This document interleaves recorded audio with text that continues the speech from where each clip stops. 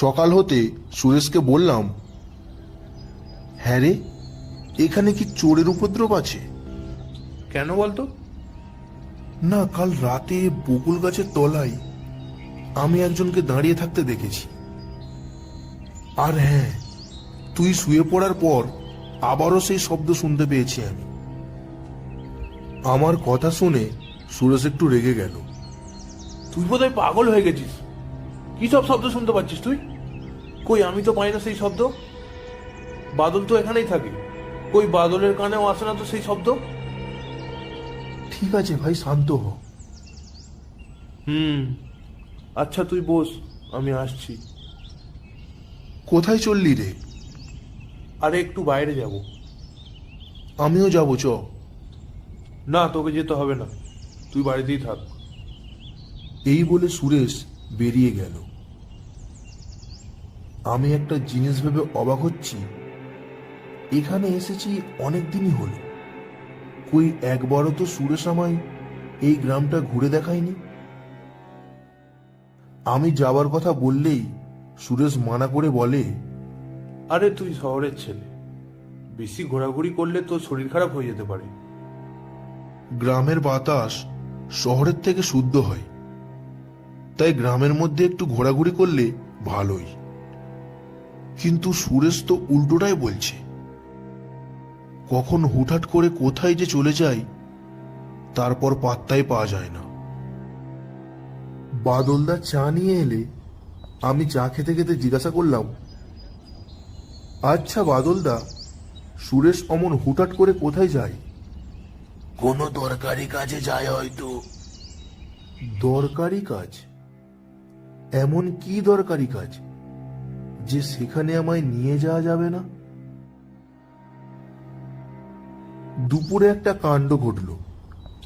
আমি ঘরে বিছানায় বসেছিলাম, এমন সময় আমার মনে হলো বিছানার তলায় কেউ যেন আছে।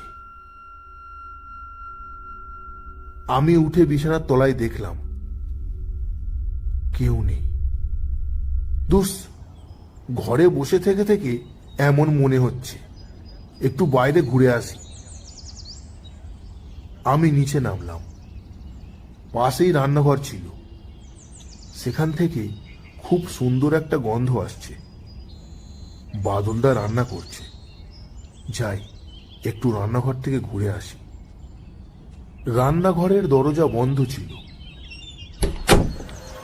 আমি দরজা খুলতেই আমার চোখের সামনে সব ধোঁয়া হয়ে গেল। একটা কঙ্কাল দাঁড়িয়ে রান্না করছে। আমি চিৎকার করে উঠলাম। মুহূর্তের মধ্যেই সব ঠিক। পাশের ঘর থেকে বাদল ছুটে আসলো, বলল, কি হয়েছে বাবু, আপনি অমন চিৎকার করে উঠলেন যে? বাদলদা, ওখানে একটা কঙ্কাল দাঁড়িয়ে ছিল। কি সব বলছেন বাবু? কোথায় কঙ্কাল? ওই যে ওখানে দাঁড়িয়ে রান্না করছিল। শরীর ঠিক আছে তো আপনার? কোথায়? ওখানে তো কেউ নেই। আমি স্পষ্টই দেখেছি। দরজা খুলতেই আমার চোখের সামনে সব ধোঁয়া হয়ে গেল, পর মুহূর্তেই সব ঠিক হয়ে গেল। কি সব বলছেন? আমি একটু আগেই তো ওখানে ছিলাম। নিজের চোখে যা দেখেছি, এটা বাদলদাকে কি করে বোঝায়? বাবু, আপনার শরীর মনে হয় ভালো নেই, আপনি বরং বিশ্রাম নিন। আমি আর কিছু বললাম না, ঘরে ফিরে এলাম। এ কি হচ্ছে আমার সাথে?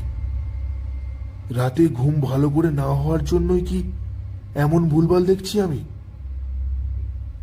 আমার চোখটা লেগে গেল। সুরেশের ডাকে আমার ঘুম ভাঙল। রতন, রতন, বাবা কি ঘুম ঘুমাচ্ছিস রে? আরে না, শুয়ে থাকতে থাকতে ঘুমিয়ে পড়েছিলাম। আরে বাদলদা বলছিল তুই নাকি রান্নাঘরে একটা কঙ্কালকে দেখেছিস, সে নাকি আবার রান্নাও করছিল। কঙ্কালের রান্না শুনেও হাসি পাচ্ছে। আমি সত্যি বলছি সুরেশ, আমি দেখেছি। ও আচ্ছা। দেখ, এমনিতেও সকাল থেকে আমার পেটে কিছু পড়েনি, খিদেতে পেট চাই করছে, তার উপর তুই আর হাসাস না ভাই। দুপুরে তো তুইও কিছু খাসনি, পড়ে পড়ে ঘুমোচ্ছিলি। আজ তোর স্পেশাল রান্না হয়েছে, কচি পাঁঠার মাংস আর গরম ভাত। বাদলদা খাবার গরম করেছে, চ খেয়ে নেওয়া যাক। আমি একটু অবাক হয়ে গেলাম। কচি পাঁঠার মাংস আমার খুবই প্রিয়, কিন্তু এই কথাটা তো আমি সুরেশকে কোনোদিন বলিনি। সুরেশ জানলো কি করে? এই সমস্ত কথা আমায় একটু ভাবিয়ে তুলছিল। আমি হাত মুখ ধুয়ে খেতে বসলাম। কচি পাঁঠার মাংস আর গরম ভাত খুবই সুস্বাদু। আমি খেতে খেতে বললাম, সুরেশ, তুই হুটহাট করে কোথায় যাস রে? আবার বাড়ি ফিরিস অনেক দেরি করে। আমার এমন প্রশ্ন করায় সুরেশ বলল, ও দরকারি কাজ, তোর জেনে লাভ নেই। সুরেশ কিছুতেই বলল না। ও যেন কথাটা এড়িয়ে যেতে চাইছে। সুরেশ, কাল সকালে আমি বাড়ি ফিরে যাব রে। কেন রে, এখানে তোর ভালো লাগছে না? না, তেমন ব্যাপার না, অনেক দিনই তো হলো। ভেবেছিলাম শহর থেকে মফস্বল এলাকায় যাচ্ছি, কোথায় একটু ঘুরবো, তা না শুধু ঘরের মধ্যেই বসে আছি। আর তুইও হুটহাট করে কোথায় যে চলে যাচ্ছিস আর ফিরিস রাতে। আর কিছু বলার আগেই সুরেশ আমার মুখের ওপর বলল, এই ব্যাপার, ঠিক আছে, আমি কাল বিকালেই তোকে গ্রামটা ঘুরিয়ে নিয়ে আসবো। খাওয়া সেরে আমি আর সুরেশ গল্প করলাম। সুরেশ কোথাও গেল না। সন্ধ্যাবেলায় একটু চাপ করেই খাওয়া হয়ে গিয়েছিল, তাই রাতে কিছু না খেয়েই ঘুমিয়ে পড়লাম। তখন গভীর রাত। আবার সেই শব্দে আমার ঘুম ভেঙে গেল। আমি উঠে জানালা দিয়ে দেখি গতকালের মতো আবার কেউ দাঁড়িয়ে রয়েছে বকুল গাছের তলায়। আর বকুল গাছটা নড়ছে, যেন কেউ গাছটির উপরে উঠেছে। বকুল গাছটা এতটাই ঘন যে গাছটির উপর কি আছে কিছুই দেখা গেল না। গাছটির তলায় যে দাঁড়িয়ে রয়েছে সে দুটো হাত তুলে কি যেন একটা করছে। আমি চিৎকার করে বললাম, কে কে ওখানে? দেখি হঠাৎ করে সে থমকে দাঁড়িয়ে পড়ল। আমি আবারও বললাম, কে ওখানে? আর এত রাতে এখানে কি করছো? কোনো উত্তর নেই।